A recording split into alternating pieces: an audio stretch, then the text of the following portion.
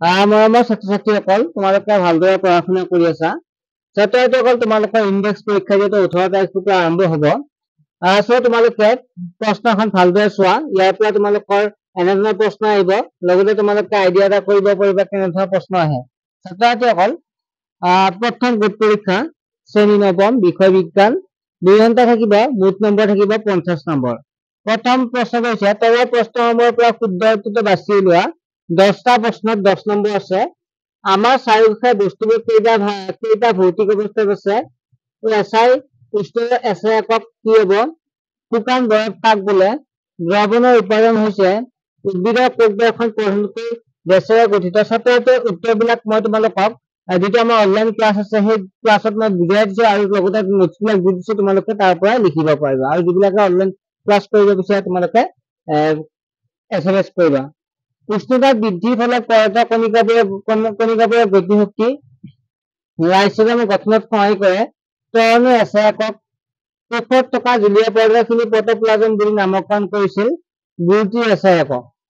2 number প্ৰশ্নটো হৈছে জুলীয়া পদাৰ্থ কিয় প্ৰবাহিবলৈ? গলনাংক মানে কি? বৰফৰ গলনাংক কিমান? তলত দিয়া উষ্ণতাবোৰ চেলচিয়াছ স্কেলত প্ৰকাশ কৰা। ইয়াত 300 কেলভিন আৰু 573। প্লাষ্টিক ক'ত পোৱা যায়?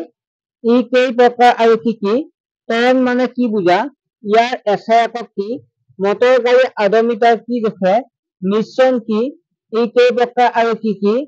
গোটা জুলীয়া আৰু গেছীয় পদাৰ্থৰ কৰ্তৃপক্ষে বৈশিষ্ট্য আৰু বৈশিষ্ট্য লিখাৰ উদাহৰণ দিয়া। পাৰ্থক্য লিখা যিকোনো দুটা।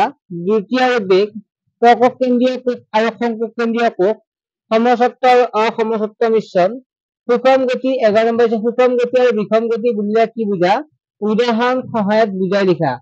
অথবা বস্তু এটা 16 মিটাৰ দূৰত্ব 4 ছেকেণ্ডত আৰু পিছৰ 16 মিটাৰ দূৰত্ব 2 ছেকেণ্ডত অতিক্ৰম কৰে, বস্তুটোৰ গড় গতি কিমান হ'ব? চিত্ৰ আঁকি অংশসমূহ দেখুওৱা। উদ্ভিদ কোষ আৰু স্নায়ুকোষ। কোষাবৰণক কিয় চয়নাত্মক ভেদ্য আৱৰণ বোলে? কোষৰ শক্তিৰ ভঁৰাল আৰু কোষৰ আত্মঘাতী মোনা বুলি কাক জনা যায়? স্থিৰ অৱস্থানৰ পৰা ৰাহুলে 30 ছেকেণ্ড 6 মিটাৰ পাৰ ছেকেণ্ড বেগেৰে পাবৰ বাবে তাৰ চাইকেলৰ পেডেল মাৰিছে। তাৰ পিছত তাৰ বেগ 4